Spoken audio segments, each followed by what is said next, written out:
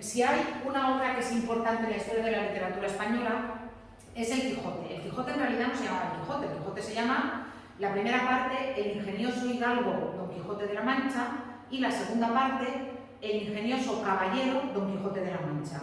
Cervantes publicó la primera parte del Quijote en el año 1605 y, como os dije el otro día, en realidad el Quijote lo podría explicar tanto en el tema de la literatura del siglo XVI como en la del XVII, porque aunque esté publicado a principios del siglo XVII, la primera parte todavía participa de ese optimismo del Renacimiento y es una parte mucho más luminosa, mucho más esperanzada, que cree mucho más en la posibilidad de salvación del género humano que la segunda parte, que es una parte mucho más triste, mucho más deprimida. Muchas cosas han pasado en la vida de Cervantes, y pensar que así como la primera parte del año 1605, la segunda es de 1615 y Cervantes murió en el 1616. Por tanto, es ya una obra de vejez. Bueno, en realidad, la primera parte también es una obra de madurez, porque Cervantes tenía más de 50 años cuando publicó la primera parte del Quijote. Para entonces era una edad muy avanzada, y Cervantes murió luego con 66 o 67 años. El principio del Quijote es famosísimo, en un lugar de la Mancha, de cuyo nombre no quiero acordarme, no mucho que vivió en Hidalgo, de los de Lanza del Astillero, a la Antigua, a Rocín Flaco y a lo correcto. Bueno, ¿de qué trata la obra de Don Quijote de la Mancha? Que, como os he dicho, es la obra más importante de Miguel de Cervantes. Trata de la historia de un hidalgo sería un noble, pero de la parte más baja de la nobleza. De hecho, es un hidalgo que está casi arruinado y tiene que vender tierras que tiene para comprar libros, y este hombre es tan aficionado a las novelas de caballerías que lee todas las novelas de caballerías que caen en sus manos, y llega un momento que se vuelve loco de tanto leer novelas de caballerías. Dice Cervantes que se le seca el cerebro, de tanto leer de día y de noche se le seca el cerebro. Y no solamente es que se vuelva loco por leer novelas de caballerías, sino que decide hacerse caballero andante y decide salir por la península, en este caso por la Mancha, a vivir diferentes aventuras. Lo mismo que hacían los caballeros de la Edad Media, que iban con la armadura y que pero iban... sin título ni nada. Perdona, sin título ni nada, y además completamente fuera de tiempo. De hecho, él sale con las armas de su bisabuelo. Es como si hoy en día alguien se va a hacer la guerra con las armas que llevaban en la Primera Guerra Mundial.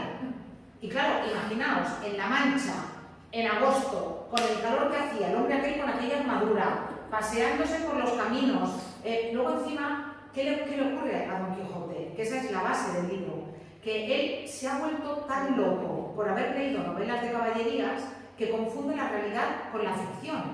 Y entonces, en su mente, lo transforma todo. Él se enfrenta a un molino y en realidad él no ve un molino, porque su mente hace que él vea un gigante. Y aunque su escudero, del que se acompaña, que es Sancho Panza, que es un hombre que sí que tiene 2 dedos de frente y que no ha leído, no sabe ni leer ni escribir, entonces como no ha leído novelas de caballerías, no está mediatizado por la ficción, su escudero le dice, pero señor, ¿no veis que es un gigante? Y el otro le dice, ¿tú no sabes cosas de caballería? Se va y ataca el molino de viento y el pobre acaba descalabrado. Y así todas las aventuras del pobre Don Quijote, que va acabando una aventura tras otra aventura, va acabando mal. Y la obra es muy interesante porque además también por primera vez en la historia de la literatura y del arte presenta una pareja de protagonistas masculinos que son lo contrario. Y fijaos que desde el gordo y el flaco hasta los payasos del circo, que está el listo y el tonto, sí, las parejas de humoristas, Cruz y Raya, típico, o sea, típico de mayor son, en fin, ese tipo de contraste da un éxito brutal en el arte y en la literatura, como os he dicho, y se lo inventa Cervantes. El Quijote es la novela, no solamente la novela más importante de la literatura española, sino la novela más importante de toda la literatura universal. Cuando se hacen clasificaciones, siempre está la primera como la novela más importante de la historia, excepto si hacen la clasificación los franceses, que siempre colocan primero una novela francesa. Normalmente Madame Bovary, que es muy buena novela, pero que no siempre son así. No le son mucho guionistas. No le llega al Quijote ni a la sola de los zapatos. Es una novela compleja, es una novela que trata muchos temas y que habla de muchas cosas, y además, curiosamente, es una novela en dos partes y la segunda parte es mejor que la primera. A pesar de esas cosas que se dicen que segundas partes nunca fueron buenas, en el caso del Quijote, igual que en el caso de la Guerra de las Galaxias, que es mucho mejor el Imperio Contraataca que la Guerra de las Galaxias, en el Quijote es mucho mejor la segunda parte que la primera. Y mirad, en la primera... La segunda la veremos. No, la segunda aquí lo tenéis todo explicado, no veremos nada más que esto que tenéis aquí. Mirad, Cervantes escribió la primera parte y al final de la primera parte, después de vivir diferentes aventuras por la Mancha, Don Quijote vuelve a su casa molido y acompañado por Sancho. Y Cervantes quería dejar la obra terminada ahí. Cervantes no quería matar a Don Quijote. Ahora estoy haciendo un super spoiler, pero...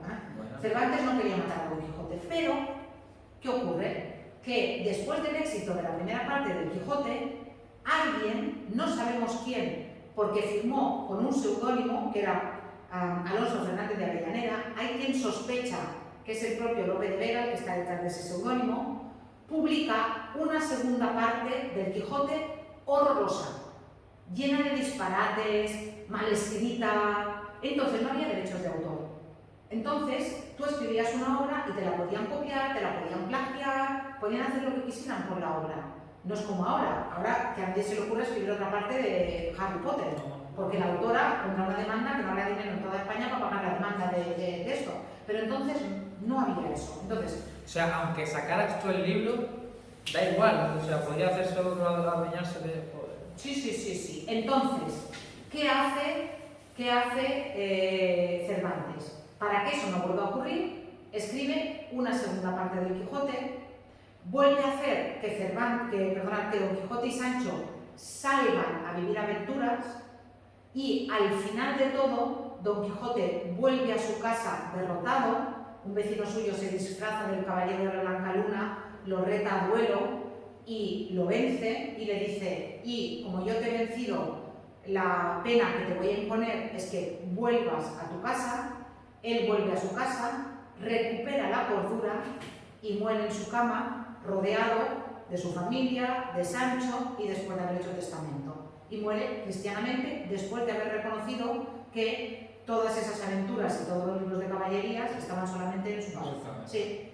Pero repito, Cervantes no quería matar a Don Quijote y de alguna manera se ve obligado a matar a Don Quijote para que no lo vuelvan a sacar. De la chica, o sea, de la... Lo de Dulcinea del Toboso. Eso va pasando mientras en la historia, ¿no? Sí, pero además Dulcinea del Toboso en ningún momento sabe que Don Quijote... No se la imagina. Se la imagina, sí. Vale. Es una moza que vive en un pueblo de al lado y que una vez le gustó a Don Quijote. Pero es una moza, además, la describe luego de pelo en pecho, de que cuando se sube a la torre y grita a los mozos que están en el campo trabajando la olla a las 7 leguas. O sea, nada que ver con una dama refinada. Él se inventa que es una princesa, igual que se inventa todas sus cosas, igual que se inventa a sí mismo como caballero. Y de hecho, ni Dulcinea, no sabe en ningún momento, a don Juan Lorenzo se llama, que Don Quijote está enamorado de ella. Sí. Bueno, mirad, aquí tenéis un vídeo que habla de la vida de Cervantes, porque yo solamente os he hablado de Don Quijote, pero Cervantes cultivó todos los géneros literarios de su tiempo. Escribió obras de teatro, escribió poesía y escribió diferentes tipos de novelas. Tenéis después aquí un vídeo, es muy largo, no importa que lo veáis, bueno, es muy largo, no es que sea tan largo, pero vamos. Aquí explica muy bien, es muy divertido, eso sí. Todo el argumento, sí, de la Celestina. Todo el argumento de Don Quijote y después aquí tenéis cuáles son las características de la obra, que ya os digo que, en fin, es una obra que permite muchas lecturas. Y entre otras cosas, ¿por qué es tan importante? Es tan importante porque es la primera novela que se considera novela moderna, con todas las características que hoy en día tiene. O sea, que podría perfectamente ser contemporánea, ¿no? Efectivamente, y tiene todas las características que tiene una novela moderna. Tiene personajes redondos que evolucionan, que no son iguales al principio y al final, tiene partes de narración, partes de descripción, partes de diálogo, tiene muchos subtemas, tiene subtramas y encima es una novela que trata de literatura. No es solamente una novela que sea literaria, sino que es una novela que reflexiona sobre la ficción. Ya os digo, tiene todas las características de la novela moderna, todas, y por eso se considera, ya os digo, la mejor novela del mundo. Sí, Vale, pues miráis bien esto y ahora sí que ya he terminado ya. Aparcado.